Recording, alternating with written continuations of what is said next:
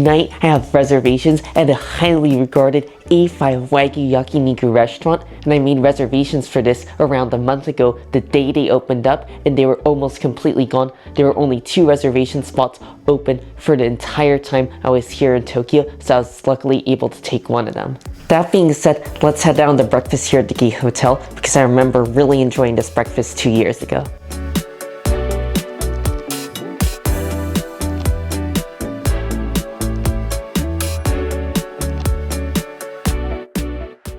I just got my breakfast here at the Gate Hotel, and this reminds me exactly of the same thing I had 2 years ago. They have the exact same dishes, which I'm excited about because I loved all of them. First things first, they have fresh squeezed orange juice, which I remember loving last time. This is simply fantastic fresh squeezed orange juice. It's some of the best fresh squeezed orange juice you'll ever have, since they use really high quality oranges. They're incredibly sweet and fragrant, and I also love that it's very pulpy and rich. I'm gonna be honest, this is definitely better than the fresh squeezed orange juice I got at the last hotel. At their buffet, I got the soup of the day, which is the pumpkin soup. Oh, that is wonderful. It's so warm and comforting, rich and creamy. It just kind of coats your tongue. Tastes like it's made with heavy cream, so definitely be careful not to get too much because it can be a bit heavy, but the heavy cream goes so lovely with the pumpkin. They also have classic little pork sausages at the buffet. It's snappy, oily, it's smoky, just exactly what you expect of these mini pork sausages. They also have pasta, and this looks like it's some sort of tomato sauce pasta, which they rotate every single day. They have a new pasta dish, and that is just like a staple of Japanese Western breakfast. Oh, the pasta is perfect. It's cooked al dente. Even though it's been sitting in a hot dish, they definitely kept it perfectly cooked, and it's just a rich, tangy tomato sauce with juicy mushrooms in there as well. I know pasta is not the first thing most people think about when they think of breakfast, but a Japanese Western breakfast, if they do their pasta great, it is a real hit. My favorite thing to get at the buffet table is a slice of their fresh bread made in-house, and then I put that into their toaster, and then I get a little bit of honeycomb, which is their famous honeycomb, and a bit of French butter.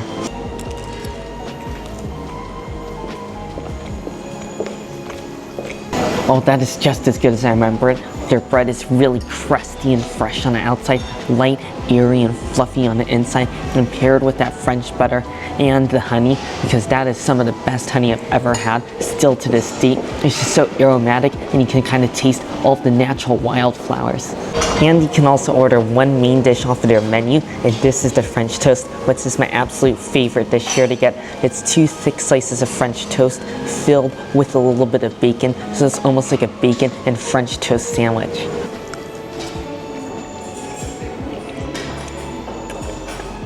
Oh, that's just amazing. French toast is always great at Japanese hotels because the eggs they use are always so much better than back in the US. Those Japanese eggs are just top tier, which is rich, eggy, creamy yolks, which just elevate the French toast even further. Then they got maple syrup on top, and the bacon tastes like it's been cooked with a blowtorch, so it really has that smoky flavor. That was simply just another fantastic breakfast here in Tokyo, and I feel like the Gate Hotel definitely has the formula down on how to have the perfect small Western buffet. I just finished up breakfast, and now I'm going to be heading to Tokyo Tower, but unfortunately it is pouring rain, so I'm hoping that does mean it's less crowded, and hopefully I can still get some views of the city. However, I have seen some great views of Tokyo, both from Shibuya Sky and from the Tokyo Skytree in the past.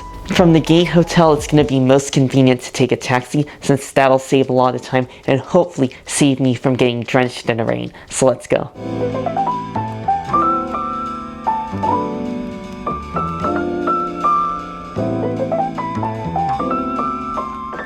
Your time at Tokyo Tower begins with a walkthrough explaining the history of Tokyo Tower.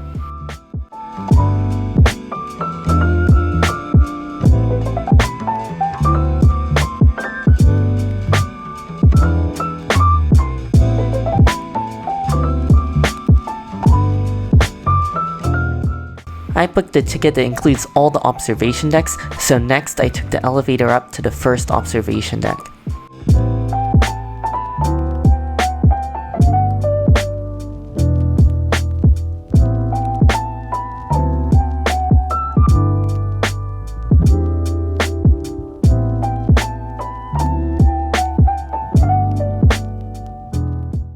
I finally made it here to the top deck at Tokyo Tower, and I gotta say, even on a rainy day, it's a great experience here, and I feel like it could also be because I've gone here before the main tourist season, but it's not too crowded at all today. This is definitely the quietest of all the observation decks I've been to here in Tokyo. Even though it is raining today, from the main deck here at Tokyo Tower, you can still see a great amount of the city, because in certain areas around the tower, there's quite a few tall buildings anyways that you wouldn't be able to see over even if it was a perfectly clear day. So I'd say pro tip is if you've been to Tokyo before and gone to one of the other observation decks, I highly recommend visiting Tokyo Tower on a slightly rainy day like today, because it really cuts down on the crowds. What's pretty wild is there's even a Shinto shrine on top of Tokyo Tower. I mean, this is something you will find only in Japan. Then I walked over to this dark room with digital photos, which was pretty cool. From there was up on another elevator to this really small deck area that ended up just being a tourist photo opportunity. I mean, I'll be real, the views from here were alright, but it was really just a holding area for the next elevator to the very top deck of Tokyo Tower.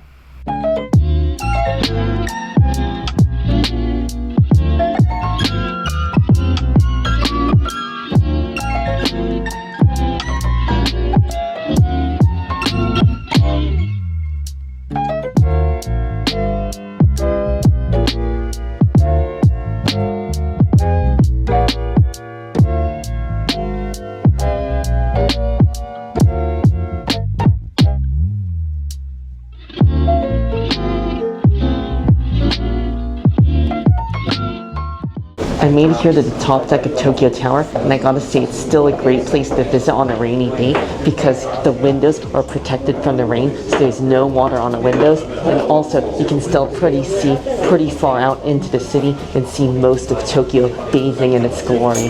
So really, as long as it's not pouring outside too much, Tokyo Tower is a great place to visit on a rainy day because it's really nice and comforting just to escape from the rain and just see the city in a new view.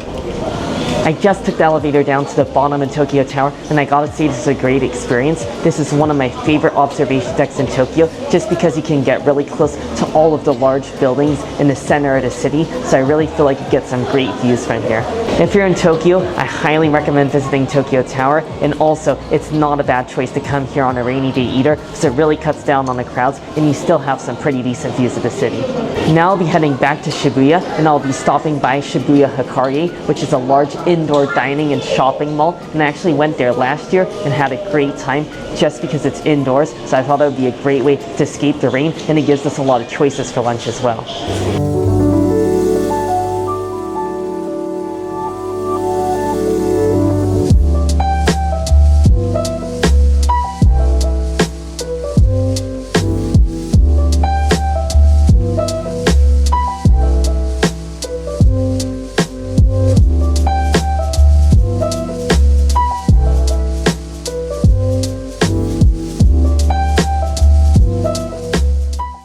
Once I arrived here at Shibuya Hikarie, I went straight up to the 6th floor because I saw that they have a restaurant specializing in Miyazaki cuisine, and that's exactly where I'm at right now. Miyazaki is a city on the southern island of Kyushu, and I was actually in Kyushu just last year, but unfortunately I wasn't able to make it out to Miyazaki, so I feel like the second best thing to that is trying the local and authentic cuisine of Miyazaki right here. Once again, I'm really optimistic about this place because they have no English menus, only Japanese menus, so that's how you know it's truly a local spot, and thankfully I was able to translate everything, so I just decided to get their big lunch set because I feel like this is a case where you go big or go home, because I gotta try as many different dishes of authentic Miyazaki cuisine as possible. This right here is my beautiful local Miyazaki cuisine lunch set, and I gotta say the Japanese do a fantastic job with making the presentation for all of their different lunch sets, because I love how everything is in its own little dish and everything just looks so nicely decorated. I mean, they even have flower petals on top of my sashimi. I want to start off with their charcoal grilled chicken, and this reminds me of the fire chicken I had last year in Fukuoka, and this one is made using Miyazaki chicken fry.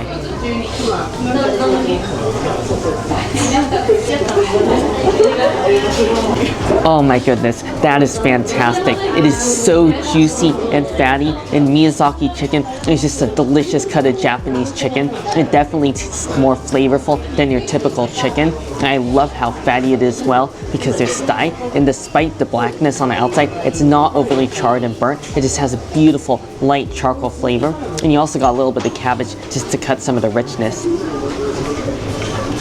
Next, I gotta go for this fried chicken nanbon while it's still hot and crispy. It's a fried chicken using Miyazaki chicken, and then it's covered in its signature mayonnaise nanbon sauce.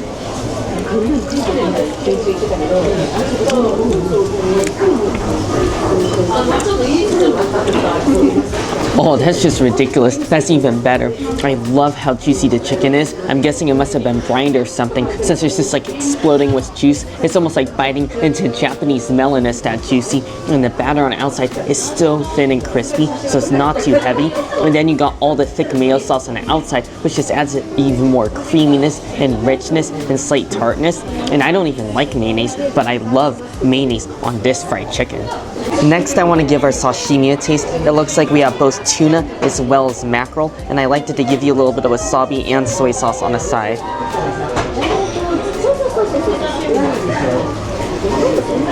Well, that's definitely mackerel. It's very soft and buttery, and the skin itself has a very intense flavor. And I personally don't always love it, but here it's pretty good because it's not too strong. Of course, I already know the tuna will be great. The tuna is great as well. It's a lean tuna, so it's definitely not quite as tender or melts in your mouth as the fatty tuna, but it still is pretty fresh. While I'm on the topic of fish, I want to try out this grilled fish.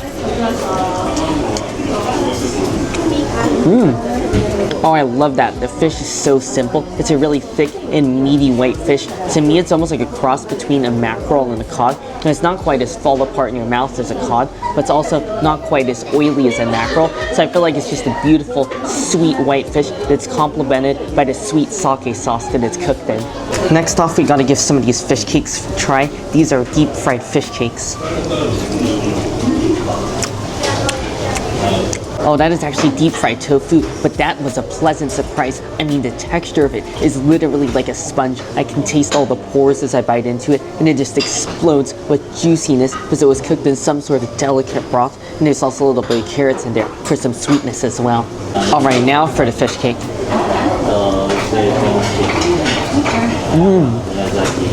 Oh, that is amazing too. That's even better than a tofu. It's got a really salty and savory flavor. It just tastes like a fresh white fish. No fishiness at all detected on my palate. And I can taste even the tiniest amount of fishiness. So it's just absurdly fresh. And it also tastes like it might be mixed with a little bit of whipped up egg whites because it has a very light and airy and fluffy texture. It also looks like we have some marinated mushrooms on the side. Well, that's definitely a must. I mean, it's just little tiny mushrooms, and they're covered in like a sweet and sort of tangy dressing. This tastes like a soy-based dressing, and that is a classic of any Japanese bento meal. There's always going to be at least one vinegar dish. Next, there's this deep-fried green morsel. I'm not sure what this is, but from the texture of it in my chopsticks, it seems like it might be some sort of mochi rice cake because it feels really hard and chewy. Everything's settled, contract already ready, Oh, that's delicious. That's like a deep fried savory mochi. The outside is crispy, the inside is soft and chewy, and then you also have a sweet soy sauce glaze. But I like how it's not too intense. It's just a little complement to the natural rice cake. This set also comes with a stewed dish, and it looks like it's stewed beef and vegetables. Oh, that is an unbelievable stew. The beef is so tender and it's very meaty tasting. I mean, the longer you chew it, the more flavorful it becomes. Finally, we have our seasoned rice dish, and it looks like there's little pieces of fried egg in here. Oh, that is delicious. The rice is soft and chewy, and it's very subtly flavored. There's just a little bit of fried egg in there, and that's pretty much it. Because that is definitely meant to go with some of the other dishes, like the grilled fish, which I already finished, and the stew, which I have a little bit more of. I just finished up a fantastic meal and that was perfect. I love the side at lunch set because it was just the right portion. And now there's one more place I want to stop at inside the Hokkaido Mall. This place caught my eye earlier on my way to lunch. It is Fruit Parlor Kajitsuin, which is a fruit parlor that specializes in fruit parfaits, and it's a Japanese chain that I actually tried when I was in Yokohama last year, and I loved the fruit parfait I had, so I thought I had to come back again. It was a short 15-minute wait, and it seems like there's always a wait whichever location you go to because this fruit parlor is so popular. For my dessert, I got the mango parfait, and this is filled with ice cream and then surrounded by slices of beautifully decorated mango, and it's also topped off with strawberries. I'm gonna go ahead and start with the strawberries since I do not want them to topple, since they're kind of just balancing on top. And they do look pretty fresh because on the menu they said they use American strawberries from June to November, but currently it's still May, so I'm guessing that these are probably still Japanese strawberries.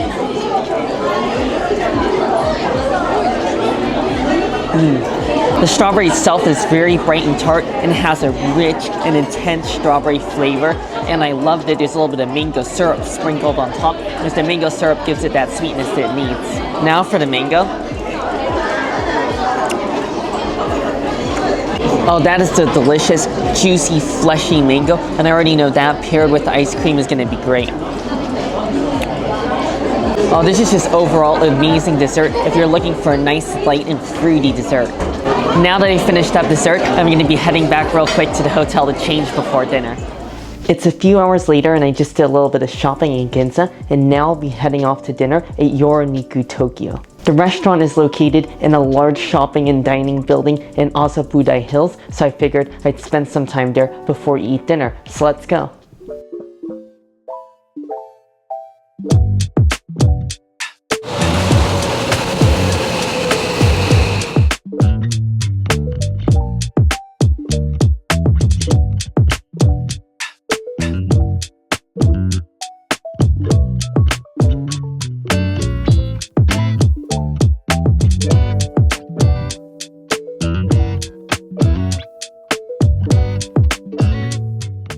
Right here I decided to head to the top of the JP Mori Tower, which is where my restaurant is located for dinner since I was here way too early. And right on top they have the Sky Cafe where you can order a drink and take in some views of the city from the observation tower, and you can actually get a really good view of Tokyo Tower from here. It is a little bit pricey because you have to pay 500 yen to go to the top of the observation deck here, and then you have to pay for an additional drink to have here at the Sky Cafe. So I decided to get a roasted green tea, which was 1,000 yen. That's delicious, just a simple roasted green tea, and there's something really comforting about just sipping on a hot tea and then looking out and seeing the landscape of Tokyo. So I'll say the only con of this observation deck is today, the day I'm here, part of it is closed off. I'm not sure if it's always like it or if it's just like that today, so I can only see around half of Tokyo, but luckily that is the half that's including Tokyo Tower. And also I'm here right at evening, so I'm seeing all of the buildings just turn their lights on one by one, and it's kind of a magical scene to see Tokyo go from daytime to evening to night. So now you might be wondering, is this observation deck really worth checking out? Well, I'll say if you're in the area, you might as well stop by because it's got a pretty cool view, and I love the view of Tokyo Tower from here, as well as the view of the Rainbow Bridge from Tokyo to Odaiba. I'm just going to go ahead and finish up here, and then I'll be heading down to enjoy my A5 Wagyu dinner.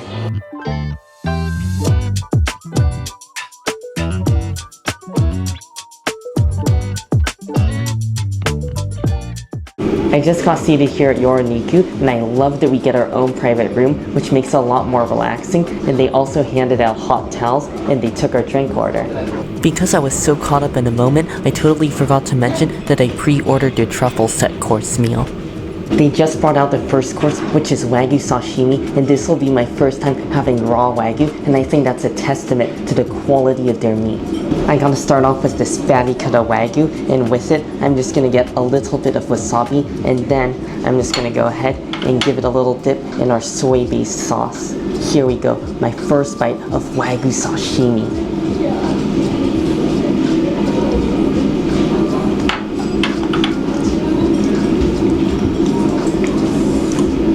Oh, that is just fabulous. That tastes like a medium fatty tuna. That is unbelievable. It has a very, very faint gamey flavor, but I personally love that. And it's very fatty, and it does melt in your mouth a little bit while retaining a bit of a chew, and it's just dipped in a little bit of soy sauce along with ground sesames.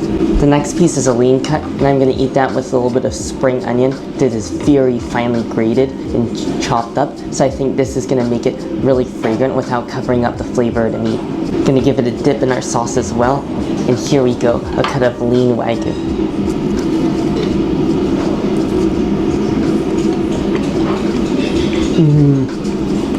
Wow, surprisingly, I think I like the lean cut even better. It has a very tender texture, and this one is very easy to chew, and it really does have the taste of like a rare cooked Wagyu steak, so I find that impressive. I mean, if it wasn't for the texture, it almost tastes like a cooked steak. Now it's time to try the next course, which is the Wagyu tartare, and I love this service because the lady came in here and toasted the bread on a grill for us, and then she mixed up the tartare and plated it so perfectly on every single baguette piece.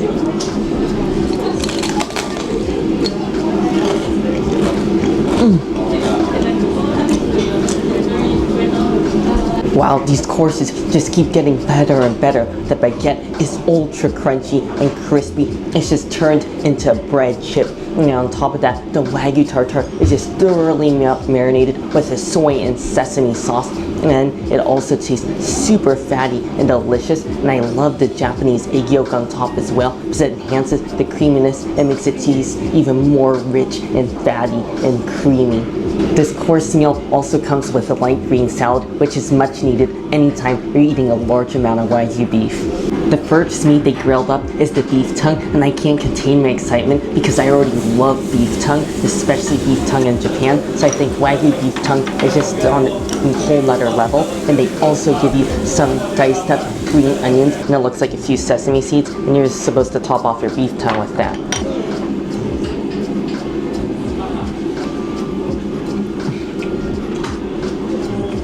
Oh my gosh, the meat is amazing. The beef tongue, it has a slight chew to it, even though it's Wagyu, but it's made up for by the fact that there's so much flavor. I mean, it tastes like I had 10 beef tongues just condensed down into one beef tongue. It's that flavorful.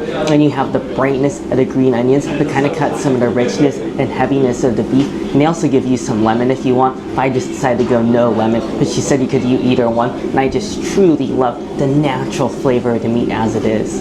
Wow, what a surprise. I was not expecting any more beef tongue, and then she just decided to grill this fatty beef tongue, and it just looks like such a thick and juicy cut. And this one, she said, only add lemon, so I guess that means it's even more premium and special because we don't want too many different seasonings to change the flavor of the meat. What an interesting cut that is. It's definitely thicker, so it means it's a little bit more chewy, but it is cooked medium rare, which means it's extra juicy due to all of its thickness. And the more you chew, the more flavor you just extract out of the Wagyu, so I think that is another solid cut. Next we have the skirt, and this is when you know things in a meal are getting really serious because there's no seasonings on this at all, except for, I'm guessing, just a little bit of salt.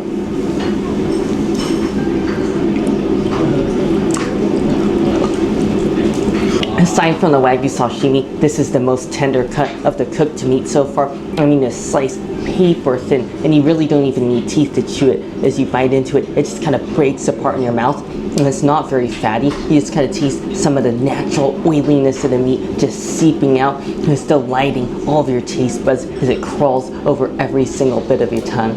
The next cut is back, and this one is just ridiculous as this meat spent the least amount of time on a grill. Like, she literally just barely touched it to the grill on both sides, and we're just gonna give it a dip in this other sauce that we have. I'm not sure what this one is, but here we go. This is the back of the Wagyu.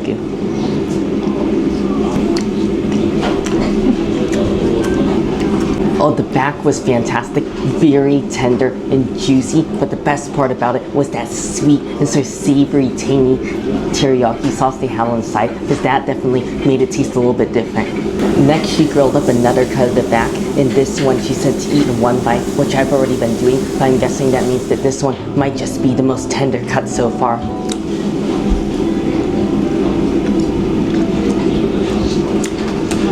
That is one magical cut of Wagyu. That's gotta be the most tender and the most lean cut of Wagyu I've ever had. There's a little bit of fat in there, and then just as you start to chew it, the meat just starts to dissolve in your mouth. I'm not even joking. This is like meat cotton candy. I love the pacing of the meal because they do their best to spread out the meat so you don't get too overwhelmed. And next they brought out a clear broth. Oh, that is delightful. I just took a tiny sip because that is piping hot, and that is necessary because I know there's more Wagyu coming because the hot broth just cuts through all the fat in your mouth, and it really just makes you refreshed and make you want even more Wagyu. And the broth itself just tastes slightly smoky as well, which kind of complements that lingering taste of the fat in my mouth. Next we have the Wagyu sushi, and this has got to be one of the most beautiful sights I've ever seen in my entire life. This is like more beautiful than a tropical sunset.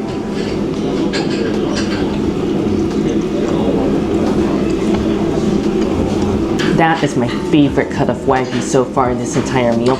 It's just paper thin, and it's almost like a pure strip of fat, but because it's thin, it's not too overwhelming. And you also have the vinegared rice to cut through the fattiness, and this just tastes like an ultra premium Otoro fatty tuna, except it's even better. I mean, I feel like this is some of the best sushi I've ever eaten in my entire life. No exaggeration. Next we have the Chateaubriand, which my server cooked at such a low temperature expertly that the meat didn't even sizzle, and it just kind of slowly cooked into this perfect sort of medium rare color, and it's just like marbled with cookedness, if that makes any sense. I mean, some parts are cooked and other parts are still nice and pink. She said to enjoy this in 2 bites. The first one will just be with the sauce.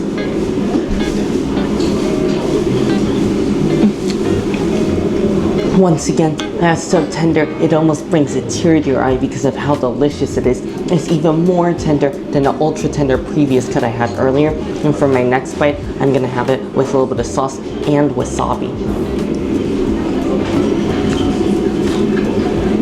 Oh, that is ridiculous. That's just so soft and buttery. It's just unbelievable. And when you add the wasabi, it makes the meat even sweeter. Like, it just enhances the natural sweetness. So I do get why they say to have 1 bite without the wasabi. However, if it was me and I could do it over again, I think I would have both bites with wasabi. Next is the Wagyu loin, which was just like dancing in the flames as it cooked. And I eat this one with a little bit of rice.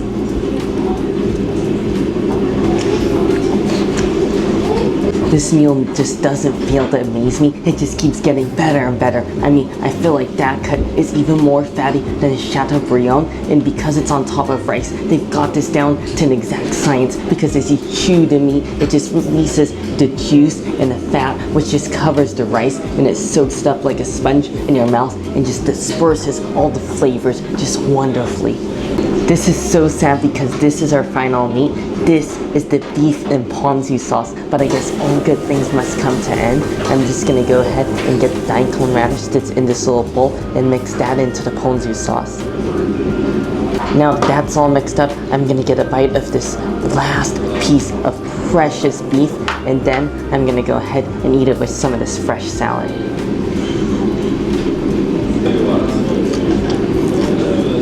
Oh, that is ridiculous. I know I probably shouldn't have done it, but I just ate the entire meat in 1 bite and dipped in a ponzu sauce and then followed by the salad. I mean, the ponzu sauce almost acted like a dressing for the salad just as you eat it like that. Man, that is just ridiculously good. But the good news is that is not the final meat, because the final meat is the Wagyu and truffle sukiyaki, because I'm telling you, this Wagyu meal has been so good so far and so delicious. I've just fallen into like a dream-like state, and I completely forgot that I ordered the truffles course. Right inside this ceramic pot right here, we have the beautiful sukiyaki that's just tucked away inside. I have not laid eyes on it yet. It's almost like a secret treasure awaiting me. Seconds later, they brought out 3 thin slices of ultra premium Wagyu beef, only 1 slice per person. Oh, that is unbelievable. Just as the sukiyaki came out, she cooked the thin little slices of meat in a sukiyaki broth, and then she placed it in a bowl with a raw egg yolk, and then she pulled out a whole truffle, and I could already smell the truffle. and before it was even grated, and then she grated the truffle into the bowl, and I'm telling you, it just has the unmistakable smell of truffle. I mean, it just has this unique earthiness and umami scent already. I mean, I already feel like I'm tasting it. Also, look at the amount of sheaf truffles in each bowl. They are not playing around, and they will give you the maximum amount of truffle. After that, she just expertly frosted up the egg with chopsticks and literally turned it into a meringue, so it's so light and foamy, and she just said to only eat the meat now, which is my last bite of meat of this entire meal, and then to save the rest of truffles and egg in the bottom. So here we go, the last bite of Wagyu beef in this meal.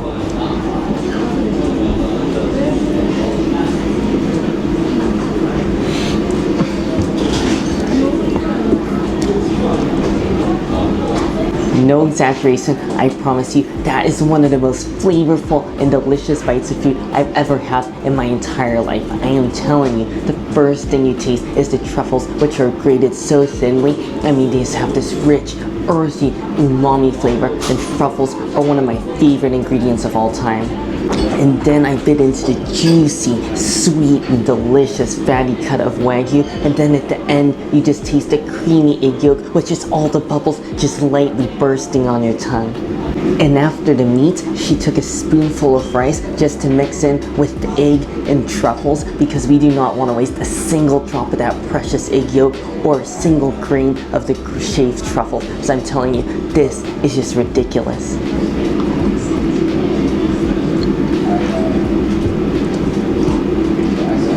Oh, that is just magnificent. The rice is just like a vehicle for all of the raw egg as well as the truffle, and I wish I was just frozen in time right now and the time would never end, because I'm literally just so happy right now eating this.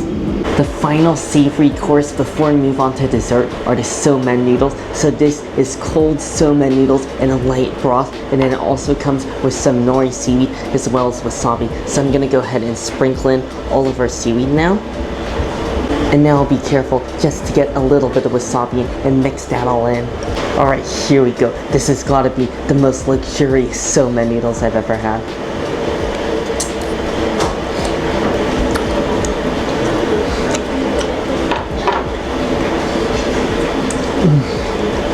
I know this meal is full of the best things I've ever had, but this is no competition. This is easily the best somen noodles I've ever had. These somen noodles are handmade, and I already know that for a fact, because they're so bouncy and chewy and springy just as you bite into them. It's really satisfying. And then you just got this smoky broth, and then just a very tiny hint of wasabi, not to add any spiciness, but just a light fragrance. Just before dessert, they brought out barley tea, and this is just ridiculously hot. It literally feels like it's boiling right now, so I think they did it on purpose because they want me to save it for the dessert. Dessert is definitely going to be the grand finale of this meal, because dessert is a shaved ice kakigori, which is Japanese shaved ice, and I decided to get the hojicha flavor because the options were hojicha, green tea, or milk, and I just love hojicha, which is roasted green tea. This is the hojicha kakigori, and I'm so impressed because it's topped off with gold flakes, and it also comes with sweet black beans to sweeten it. Alright, here we go. I gotta try this before it melts. This is some of the finest kakigori I've ever laid eyes on.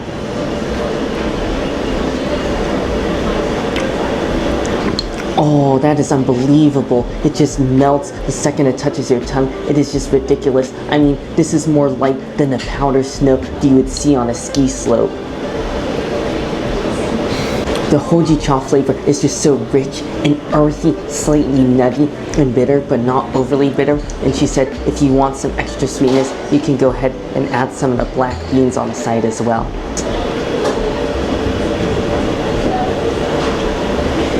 Oh, that is really nice as well. That just tastes like a sweet red bean, except much more sugary with a much more subtle flavor. That is the end of my meal here at Yoroniku Tokyo, and what a fantastic and once-in-a-lifetime experience that was. This is the longest meal I've ever enjoyed because this was literally a 3-hour meal and an experience. I mean, I know I don't like to pick favorites, but this has got to be one of the best meals I've eaten in my entire life.